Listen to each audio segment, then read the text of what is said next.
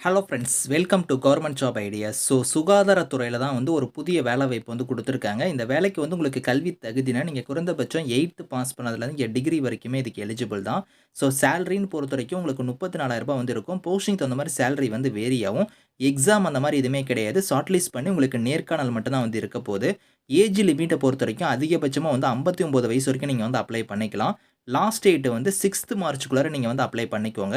இப்ப இந்த வேலைக்கான அப்ளிகேஷன் ஃபார்ம், நோட்டிஃபிகேஷன் டீட்டெயில்ஸ் நம்ம பார்க்கலாம். நீங்க இப்ப தான் நம்ம சேனலுக்கு ஃபர்ஸ்ட் டைம் வரீங்கன்னா, சப்ஸ்கிரைப் பண்ணிக்கோங்க.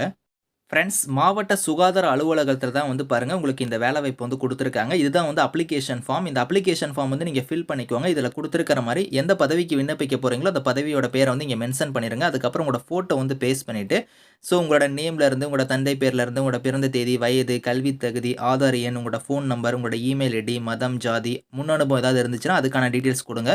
உங்களோட உங்களோட அட்ரஸ்ல இருந்து இந்த மாரி உங்களோட டீட்டெயில்ஸ் எல்லாம் கரெக்ட்டா ஃபில் பண்ணிட்டு, உங்களோட சர்டிஃபிகேட்ஸ் எல்லாத்தையும் நீங்க வந்து பார்த்தீங்கன்னா, செல்ஃப் அட்டஸ்டடா நீங்க வந்து இணைக்கணும் அப்படிங்கிறதையுமே வந்து குடுத்துருக்காங்க. அது என்னென்ன சர்டிஃபிகேட்ஸ் இணைக்கணும் அப்படிங்கிறதையும் நான் காமிக்கிறேன். இங்கேயே குடுத்துருக்காங்க பாருங்க. உங்களுக்கு விண்ணப்பத்துடன் அனுப்ப வேண்டிய சான்றிதழ்னு குடுத்துருக்காங்க பாத்தீங்களா, இந்த சர்டிஃபிகேட்ஸ் எல்லாத்தையும் நீங்க வந்து செல்ஃப் அட்டஸ்டடா நீங்க வந்து இணைக்கணும் அப்படிங்கிறத குடுத்துருக்காங்க. எல்லாமே வந்து ஜெராக்ஸ்ல வந்து கீழ வந்து உங்களோட சைன் பண்ணி, இந்த அப்ளிகேஷனோட பேக் சைடு நீங்க வந்து இணைச்சுக்கோங்க.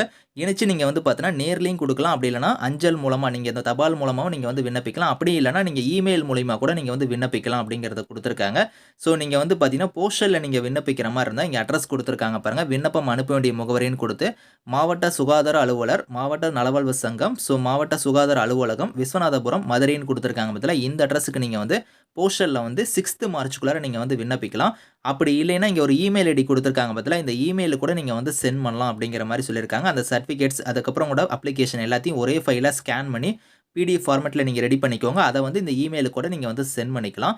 மொத்தமா வந்து பார்த்தீங்கன்னா, உங்களுக்கு வந்து ஒரு 5 விதமான டைப்ல போஸ்டிங்ஸ் வந்திருக்கு.